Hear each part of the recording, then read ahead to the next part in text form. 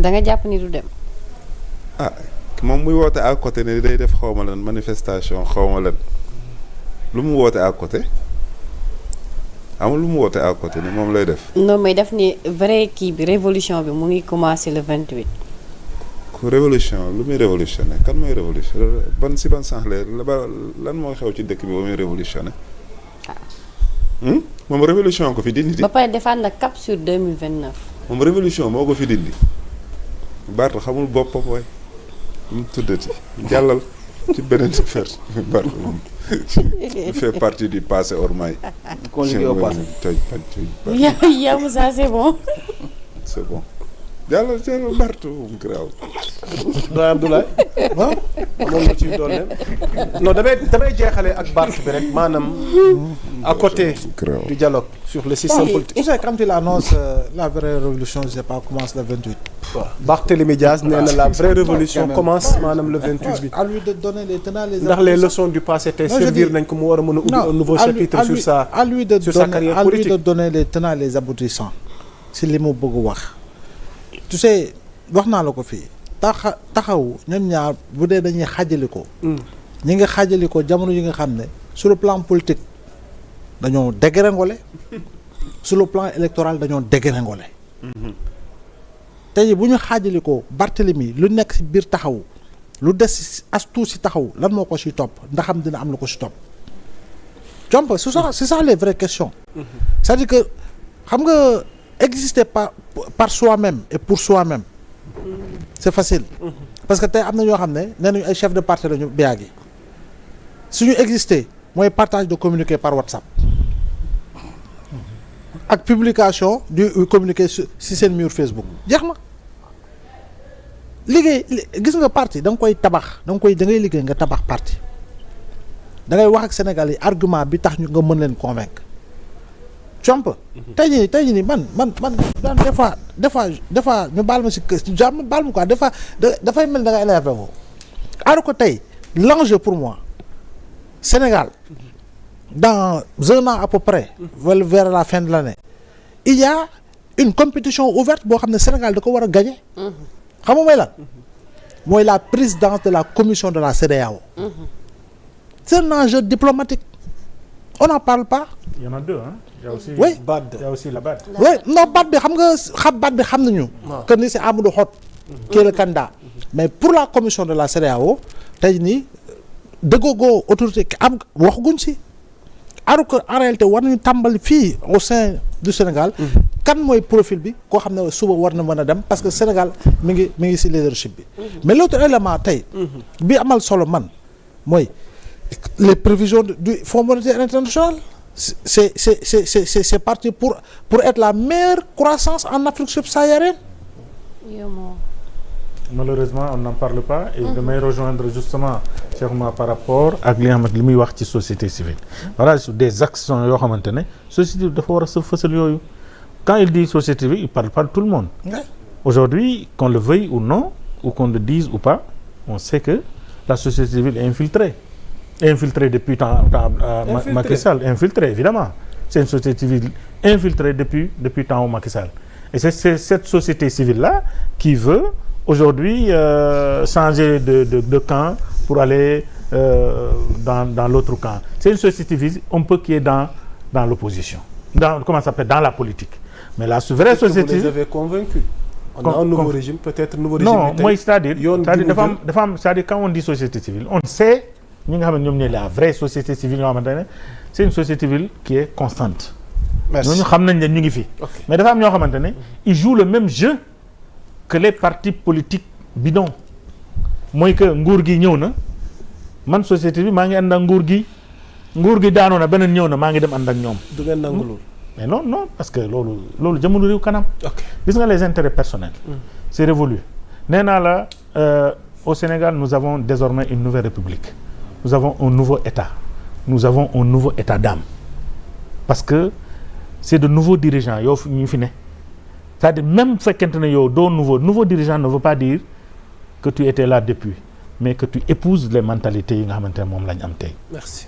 mooy que ni l'intérêt primordial c'est l'État c'est le Sénégal c'est le pays mais pas sa intérêt bopp wala sa intérêt njaboot parce que loolu moo fi amoon malheureusement on voit encore il y a certains qui sont dans ça pour parler de Barthélemy par exemple moi je suis sûr et certain li muy def nii yëpp c'est comment contourner pour venir au PASTEF pour venir dans la coalition parce que loolu lañ tàmm mais loolu lañ tàmm évidemment loolu lañ tàmm xalaat nga mu ñëwaat et puis Barthélemy si Khalifa Sall Jamra waxoon na dina dem seeti Sonko ak Barth est-ce que du loolu dox diggante bi ma ne pour ñaari doomi ndey si Barthélemy est député c'est parce que Khalifa Sall n'était pas là si Barthélemy est maire c'est parce que Khalifa n'était pas là on est d'accord quand il parle de vraie révolution qu'est-ce qui a fait que lui il est devenu maire qu'est-ce qui a fait que lui il est devenu député à l'Assemblée nationale c'est la vraie révolution c'est le patriotisme c'est le bëgg sa réew loolu moo ko indil parce que on se souvient encore de cette élection législative de ces élections municipales qui a battu campagne pour tout le monde Ousmane Sonko l'intercoalition Yewwi Wallu ensuite ça c'était les législatives mais d'abord les locales les locales c'était quoi c'était une coalition Ousmane Sonko était candidat à Ziguinchor mais ñaata jours la battre campagne à Ziguinchor où il était candidat yeneen gox yi tout le monde était candidat même à Dakar fii Ousmane Sonko a battu campagne pour que Khalifa Sall gagne pour que Barthélémy Dias soit maire révolution dina ëpp loolu la révolution qu'il veut incarner mooy comment aujourd'hui mettre les choses contourner ainsi de suite pour mën a ñëw jiitu Khalifa Sall dans l'attelage gouvernemental dans le pouvoir pour moom tant que mu ngi ci ginnaaw Khalifa Sall bu fekkee Khalifa Sall mu ngi ñëw mu ngi dellu siwaat fa nga xamante ne fa la amoon dayo mu jógee ci conglomérat boobu mu ne xaaral ma jiitu ko la réalité c'est ça mais dafa war a xam ni. kon dafa am lu muy xëccoo Khalifa Sall ci suuf. mais bien sûr mais bien sûr loolu yàgg na ci moom. loolu yàgg na dans le kii li muy wax nii dans le mbow li muy wax dans le nu mu tudd le takku. taxaw dans le taxaw.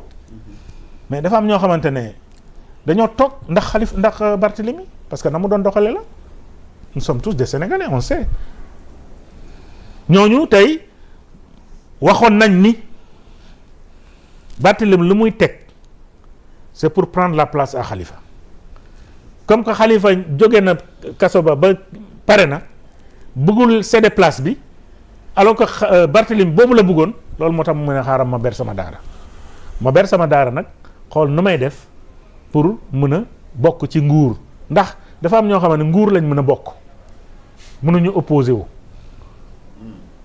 Barthélemy boo gisoon tey ba léegi mu ngi woon ci opposition c'est parce que dafa am fu mu téye woon mooy mairie de Dakar il n'est plus maire il n'est plus député lu muy def opposition mënu ko antanu ko donc c'est aujourd'hui moom li mu bëgg mooy ñëw bokkaat jeex na Mass Barthélemy li mu woote ak yoon wi mu nar a jël nouveau chapitre gi mu bëgg bind ci carrière politique am tàggalikoo bi jarul ñu ciy delluwaat am na ba noppi peut-être bu fekkee xam nga lu ko sabab ak bés bi nga xamante ne tànn na ko parce que bés bi tamit c'est pas anodin c'est symbolique ndax nouveau régime bi ci lay dajeek les forces vives de la nation pour waxtaane système politique gu réew mi lan nga ñu ci mën a dolli. waaw Barth daal man dama jàpp ne day caaxaan Barth qu'est-ce qu'il pèse politiquement. loo gis Barth lan mooy poids électoral am Barth mosul gagné dara wax la ma lu Barth mos a gagné mosul gagné dara. bi muy jël maire Mermoz Sacré-Cœur. waaw mais xanaa Mermoz Sacré-Cœur man bi may wax gis nga ci wàllum mairie de Dakar bi. Ok je dis que ne tey jii mais ñëpp xam nañ ne diggante moo Khalifa Sall mais le choix de Khalifa Sall c'était pas Barthélémy Diaz c'était Soham Wardini. Exactement. n'est-ce pas mais Barthélémy Diaz mais électorat Pastef ñoo ko teg fi mu teg Ousmane Sonko moo ko teg maire Dakar.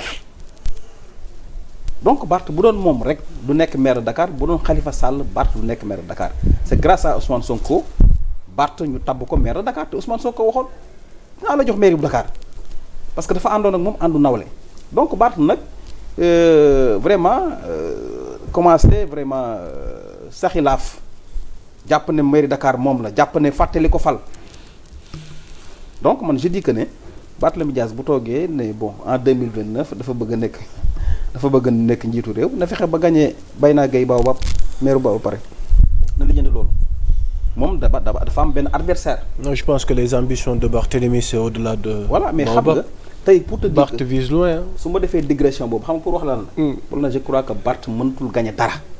Ok. Au niveau local Barth mënatul gagné dara. Comment parce que nag mënuma gëm ne au niveau local mënoo gagné dara. nga taxaw ne en 2029 da nga bëgg a nekk njiitu réewu Sénégal. ban Sénégal lay wax déjà loolu je crois que dafa jaawle. Peut-être en 2069 lay wax wala 2000 leneen lay wax. Ok. Mais Barthélémy Dias en matière booy xool politiquement. Barth ne pèse pas lourd. Merci. Barth tey jii en politique man je veux dire que il est morné. Il est morné. C'est un naataango jeune la mais quand même Barth gisuma benn lépp leen loo xam te ne mës na ko gis ci politique te gis nga dafa am benn seetlu ma bëgg ñu def ko ñi toog ci plateau bi yëpp est-ce que mës ngeen gis Barthélémy Dias muy waxtaanee développement waxtaanee xam-xam mës ngeen dégg Barthélémy Dias muy waxtaanee souveraineté alimentaire mës ngeen gis Barthélémy Dias sur l'économie naka la ñuy def ba jafe-jafe économique ñu génn ci ak yooyu mës ngeen gis Barthélémy Dias waxtaan ci économie un débat boo xamante ne débat xam-xam la ma dégg ci Barthélémy Dias muy wax mës ma ko gis. Ok. bu fekkee yéen gis ngeen ko ngeen wax ma. Merci. léegi nag koo xamante ne tey jii amul gisuma benn paquet d'activités bu mu mën a indil Sénégal gisuma tey jii lan la mën a en terme politique lu mu mën a indil Sénégal mu ne dafa bëgg nekk président 2029 kooku dafa mën a kuy jaaxaan di saw voilà ñëpp tooy yaa njëkk a tooy donc je pense que Barth doit revenir à la raison wax dëgg yàlla xoolaat boppam ci wàllu politique parce que politique lu ay guerrier la maay booy Dakar waaye nangam ak tabaxi duus loolu du politique fa ngay base politique ba pare soo ko mën a affirmer wu foo mën a dem donc na xoolaat boppam quoi. Merci beaucoup El Hadj Mass soxna Lalla. waxtaan wi dee dox di wéy waaye xam naa dañu dese ci waxtu bëriwul noonu. yenn points yi nga xamante ne moo ñu dese ci li nga nar a laajaat gan gi ñu yàggali ko vite fait. alors dañuy dem très rapidement ci direction bi nga xamante ne moom la DG di occupé muy wàllu maison de la presse. Donc bientôt bi mu fa nekkee léegi mu ngi doxal di ko wéyal bu baax a baax question bi ma ci bëgg a ñëw mooy d'abord tey lan la ñu presse sénégalaise bi mën a xaar ci li ni mel muy boobu les directions ak aussi est-ce que mun nañu xam exactement jéego yi nga xamante ne amal nañu ko ak njëriñu presse bi tey ci direction boobu nga xam ne yaa ngi koy occupé. ñoo ngi sant suñu borom bu baax a baax ndax biñ ñu ko dénkee ba nëgë ni ñoo ngi sant Yàlla ñu ngi ci jàmm. di doxal ci jàmm balaa may tàmbali damay gërëm l'ensemble des agents de la maison de la presse ñëpp seen taxawaay ku nekk ñëpp sans exception ndax équipe la loolu nag vraiment dama leen di sant mais également sant toutes les associations de presse yi nga xamante ne mu ngi fii ci Sénégal pour seen sens de la responsabilité ak tamit seen saa yu ma leen soxlaa ñu mooy wuyu ñuy waxtaanee lu ni mel. Bientôt ñu am 1 an ndax le 3 juin le président de la République ci coobaram jël dogal nommément fi nga xamante ni moom mooy directeur général de la maison de la presse. waaye ma jël fonction le 2 juillet kon léegi mat 1 an. damay indiwaat d'abord ñaari ponk yi nga xamante ne président de la République daf ma ko déy ne ma loolu de bëgg naa nga def ko maison de la presse ma koy fàttali tout le temps yàggul dara Mali fii. ponk bu mujj nee na dama bëgg maison de la presse nekk une vraie maison de la presse ba may jël service Abbas mii moo nekkoon microcentral. maître de cérémonie mu ne ma dama bëgg maison de la presse nekk vraie maison de la presse pour mu nekk vraie maison de la presse nag day nekk këru ñëpp. du këru Abbas du këru Ablaye Mbow du sama kër du sa kër këru maison de la presse waaye sa maison bala boo fay